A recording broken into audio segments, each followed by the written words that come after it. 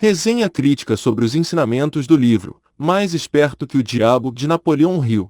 Mais Esperto que o Diabo é uma das obras mais intrigantes e polêmicas de Napoleão Hill, autor conhecido pelo seu trabalho seminal Pense e Enriqueça. Publicado póstumamente em 2011, este livro foi escrito em 1938, mas, por motivos que ainda não estão totalmente claros, foi deixado inédito durante a vida de Hill.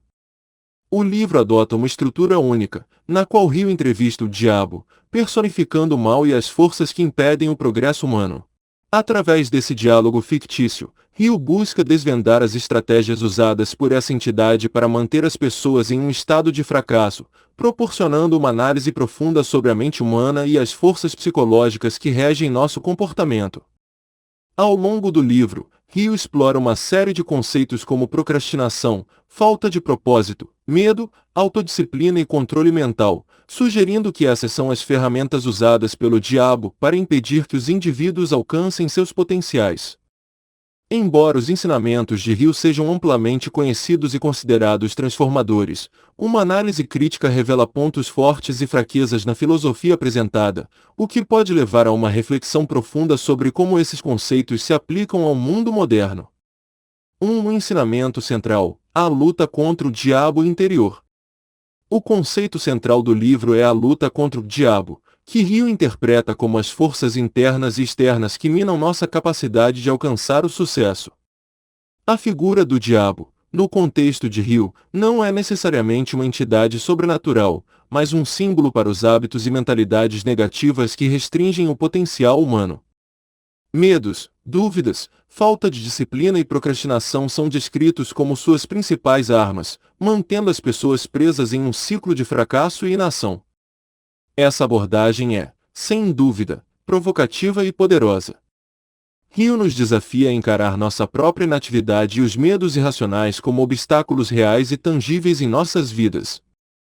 Em um mundo onde as distrações são quase infinitas e as expectativas externas muitas vezes moldam nossas ações, o conceito de diabo interior faz sentido. Ele nos lembra de que, muitas vezes, somos nossos próprios piores inimigos.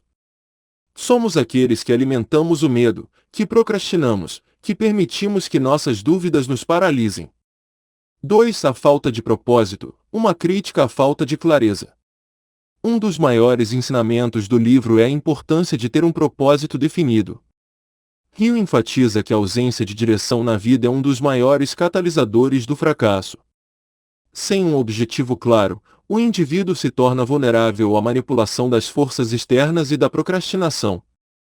O diabo, segundo Hill, se aproveita dessa falta de propósito para semear dúvidas e medos, tornando impossível para a pessoa alcançar seus objetivos.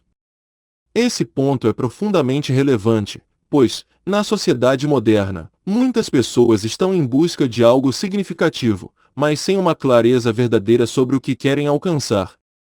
Hill propõe que, ao estabelecer um objetivo específico e um plano de ação claro, qualquer pessoa pode superar as adversidades e alcançar o sucesso. A ideia de que um propósito bem definido é a chave para a liberdade faz sentido e ressoa com muitas das filosofias de autoajuda atuais.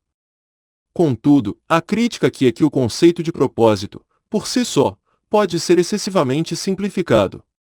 A vida é repleta de complexidade, e muitas vezes as pessoas não têm acesso imediato ou claro a um propósito maior. Além disso, a sociedade moderna, com suas constantes mudanças e desafios, exige flexibilidade e adaptação, e, muitas vezes, um propósito rígido pode se tornar um obstáculo ao invés de uma vantagem, limitando as oportunidades e a capacidade de aprender e se reinventar ao longo do caminho. 3. O perigo da autodisciplina excessiva. Hill dedica uma parte significativa do livro à autodisciplina e à importância de manter o controle sobre nossos próprios pensamentos e ações. Para ele, a autodisciplina é fundamental para alcançar o sucesso e evitar que o diabo, ou as forças do fracasso, nos desvie do caminho. Ele sugere que, sem disciplina, a mente se torna vulnerável às distrações e ao medo, duas das principais armas do diabo. Embora a autodisciplina seja sem dúvida uma característica fundamental para alcançar o sucesso em qualquer área da vida, há um risco em ver isso como uma solução universal. A disciplina excessiva pode levar a uma mentalidade rígida e até mesmo a uma obsessão pelo controle, o que pode resultar em estresse, burnout e uma vida sem flexibilidade. No mundo contemporâneo, em que a inovação e a adaptabilidade são essenciais, a rigidez excessiva pode ser contraproducente. A verdadeira questão, então, não é apenas a autodisciplina em si, mas sim como ela é aplicada. Hill sugere que a disciplina deve ser orientada por um propósito claro e um planejamento estratégico, mas muitas vezes a vida não segue um caminho linear e controlado. A capacidade de se ajustar às circunstâncias e adaptar-se às mudanças é igualmente crucial. 4. O papel do medo e da procrastinação. Hill discute como o medo, especialmente o medo do fracasso, é uma das principais ferramentas do diabo para manter as pessoas na inatividade e no fracasso. Ele argumenta que, ao enfrentar e superar nossos medos, podemos liberar nosso potencial e atingir nossos objetivos. Embora essa abordagem seja válida, especialmente em um mundo onde o medo do fracasso pode ser paralisante, o conceito de superar o medo pode ser mais fácil de dizer do que de fazer. O medo não é apenas um obstáculo psicológico, mas uma resposta emocional complexa que pode ser influenciada por experiências passadas, traumas e fatores culturais.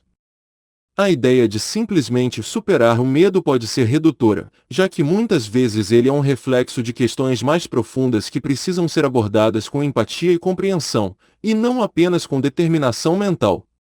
Além disso, Hill dá uma grande ênfase à procrastinação como uma das principais fontes de fracasso. No entanto, a procrastinação pode ser vista sob várias óticas.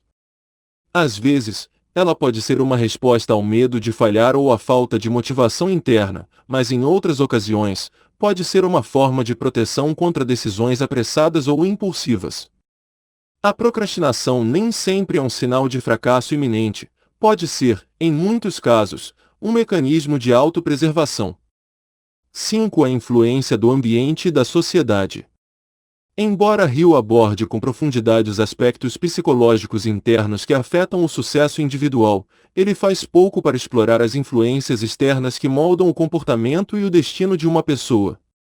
Fatores como a classe social, acesso à educação, sistema econômico e discriminação social têm um impacto significativo no potencial de uma pessoa. E a ideia de que uma pessoa pode superar esses obstáculos unicamente com base em sua mentalidade e autodisciplina pode ser excessivamente otimista.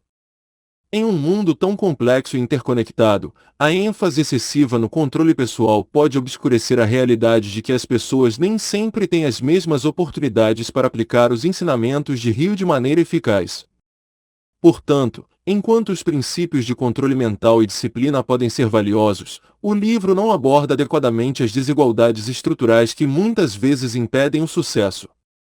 Conclusão: mais esperto que o diabo oferece insights poderosos sobre o controle mental, o propósito definido e a autodisciplina, que são essenciais para o sucesso. No entanto, sua visão do ser humano como um indivíduo que pode se libertar das limitações internas e alcançar seus objetivos sozinho, sem considerar completamente as complexidades sociais e emocionais, pode ser vista como limitada. Apesar de seu conteúdo ser uma chamada à ação e um guia para aqueles que buscam transformação pessoal, o livro também reflete uma visão simplificada da vida humana, sem levar em conta as barreiras externas que muitas vezes são intransponíveis para muitos indivíduos. A verdadeira crítica reside em que, embora os conceitos de Hill sejam extremamente úteis, eles devem ser equilibrados com uma compreensão mais profunda das condições sociais, emocionais e econômicas que influenciam o comportamento humano.